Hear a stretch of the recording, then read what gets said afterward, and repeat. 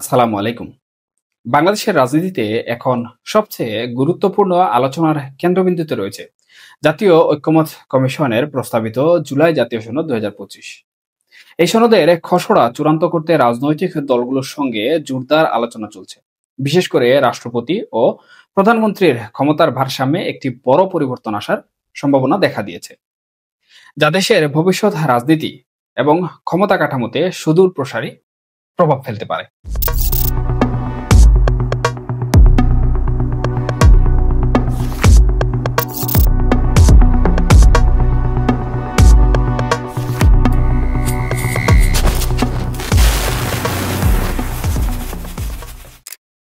জাতীয় ঐক্যমত্য কমিশনের উদ্যোগে প্রস্তাবিত জুলাই জাতীয় সনদ ২০২৫ বাংলাদেশের রাজনৈতিক অঙ্গনে এক নতুন বিতর্কের জন্ম দিয়েছে।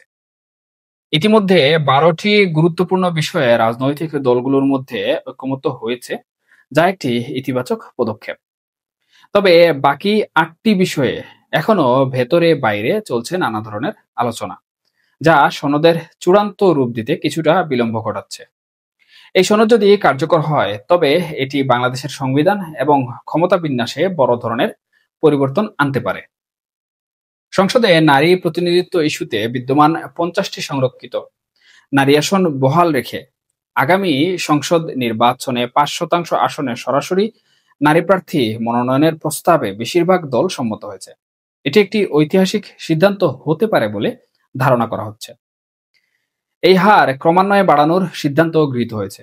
বিএনপির স্থায়ী কমিটির সদস্য সালাউদ্দিন আহমেদ এই বিষয়ে জানিয়েছেন, প্রথম ধাপে ৫% অর্থাৎ ১৫টি আসনে নারী প্রার্থীর প্রস্তাব দেওয়া হয়েছে।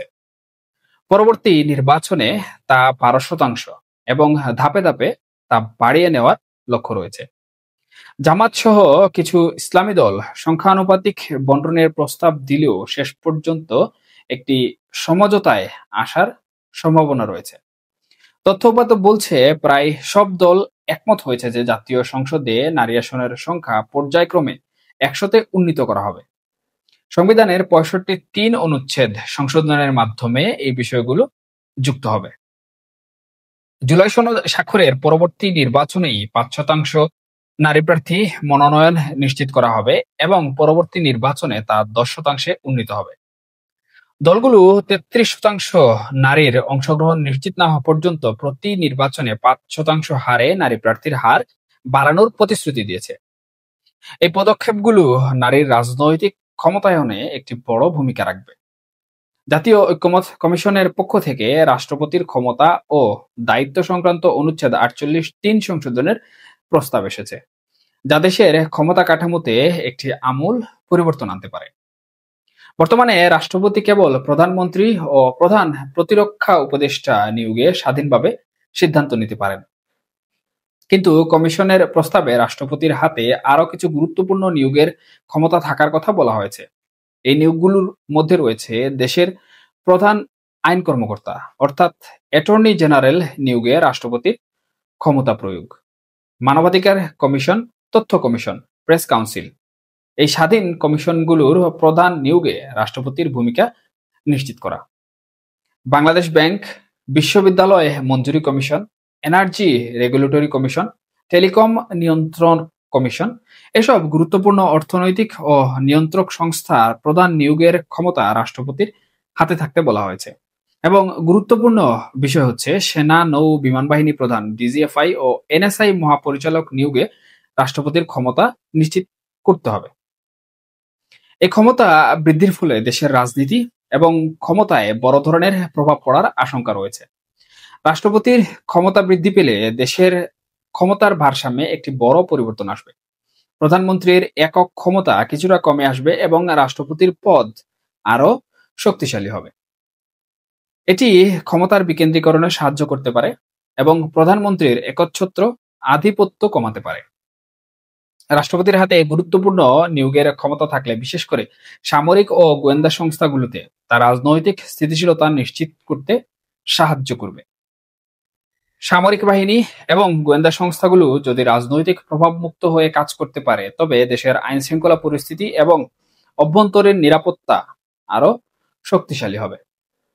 অ্যাটর্নি জেনারেল, মানবাধিকার কমিশন, তথ্য commission, press council, Bangladesh bank, বিশ্ববিদ্যালয় মঞ্জুরি কমিশন, এনার্জি রেগুলেটরি কমিশন এবং টেলিকম নিয়ন্ত্রক কমিশনের মতো গুরুত্বপূর্ণ পদে রাষ্ট্রপতির সরাসরি নিয়োগের ক্ষমতা থাকলে এই সংস্থাগুলোর কার্যক্রমে স্বচ্ছতা এবং জবাবদিহিতা বাড়বে।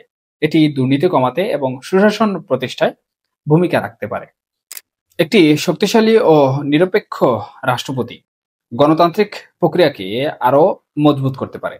তিনি বিভিন্ন সংস্থায় নিরপেক্ষ ব্যক্তিদের নিয়োগ দিতে পারবেন, যা দেশের গণতান্ত্রিক প্রতিষ্ঠানগুলোকে আরো কার্যকর করবে। ইলেকটোরাল কলেজ এবং উচ্চকক্ষ গঠনের প্রস্তাবও গণতান্ত্রিক প্রক্রিয়ার শক্তিশালীকরণের দিকে ইঙ্গিত করছে, যা প্রতিনিধিত্বশীল শাসনকে আরো প্রসারিত করবে। রাষ্ট্রপতির ক্ষমতা বৃদ্ধির প্রস্তাব নিয়ে রাজনৈতিক দলগুলোর মধ্যে ঐকমত্যের চেষ্টা চলছে। যদি এই ঐকমত্য প্রতিষ্ঠিত হয়, তবে রাজনৈতিক দলগুলোর মধ্যে সমঝোতা ও সহযোগিতা একটি নতুন ধারার সূচনা হবে। এটি দেশের রাজনীতিতে সহিংসতা ও বিভেদ কমাতে সাহায্য করতে পারে। এই প্রস্তাবগুলো কার্যকর হলে সংবিধানে বড় ধরনের সংস্কার আসবে। অনুচ্ছেদ 48(3) এবং 65(3) সহ অন্যান্য অনুচ্ছেদের সংশোধনী দেশের মৌলিক আইন কাঠামোতে পরিবর্তন আনবে, যা ভবিষ্যৎ সরকারের কার্যক্রমে প্রভাব ফেলবে। জামাতে ইসলামী ও জাতীয় নাগরিক পার্টি এনসিপি ইতিমধ্যে জানিয়েছে যে আইনি ভিত্তি নিশ্চিত না হলে তারা জুলাই সনদে স্বাক্ষর করবে না। এটি একটি গুরুত্বপূর্ণ বিষয়, কারণ আইনি ভিত্তি ছাড়া সনদের প্রস্তাবগুলো বাস্তবায়ন করা কঠিন হবে। যদি এই সনদকে সাংবিধানিক মর্যাদা দেয়া না হয়, তবে এর কার্যকারিতা নিয়ে প্রশ্ন দেখা দিতে পারে। এ বিষয়ে আক্তার হোসেনের মন্তব্য, 31 জুলাইয়ের মধ্যে আইনি ভিত্তি সহ জুলাই ঘোষণাপত্র দিতে হবে, এতে কোনো ছাড় দেওয়া হবে না। এ বিষয়টি আরো স্পষ্ট করে তোলে যে জুলাই জাতীয় সনদের চূড়ান্ত রূপ এবং রাষ্ট্রপতির ক্ষমতা বৃদ্ধির প্রস্তাবগুলো বাংলাদেশের ভবিষ্যৎ রাজনীতিকে একটি নতুন দিকে চালিত করবে। এটি দেশের ক্ষমতা বিন্যাসে একটি বড় ধরনের পরিবর্তন আনবে, যা রাজনৈতিক স্থিতিশীলতা, সুশাসন এবং গণতান্ত্রিক প্রক্রিয়ার শক্তিশালীকরণে গুরুত্বপূর্ণ ভূমিকা রাখতে পারে। তবে এই পরিবর্তনগুলোর বাস্তব রূপায়ণ এবং রাজনৈতিক দলগুলোর মধ্যে ঐকমত্যের ধারাবাহিকতা বাংলাদেশের ভবিষ্যৎ নির্ধারণে মূল ভূমিকা পালন করবে। এখন আসলে দেখতে হবে এই সময়ের মধ্যে জুলাই সনদ হয় কিনা, কিংবা অন্তর্বর্তীকালীন সরকার তাদের ইচ্ছামতো এই বিষয়ে সিদ্ধান্ত নেয় কিনা।